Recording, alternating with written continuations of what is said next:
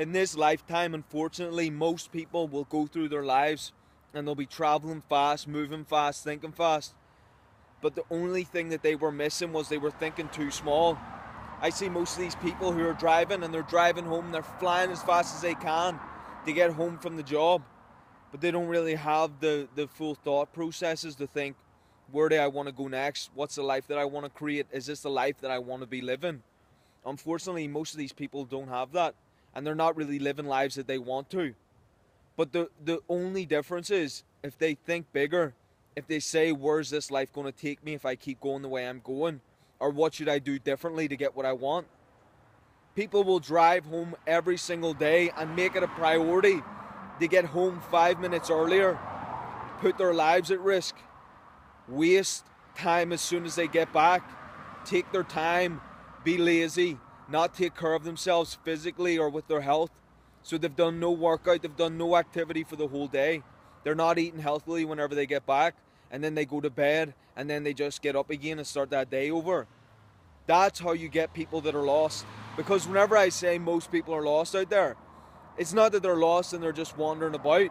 It's that they're doing things that they think they should be doing. But unfortunately, they haven't raised the bar from where they're at. I know every single one of you out there can raise the bar and go above where you're at. Because if you really just accept where you're at and keep doing the same thing over and over again, that's the real stuck lifestyle.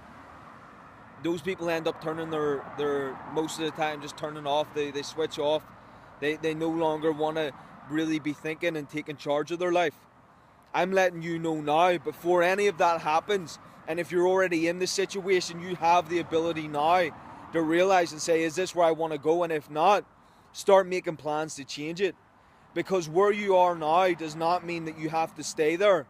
And the first way to get the life that you want, sitting where you're at, is to start to say, where do you want to go?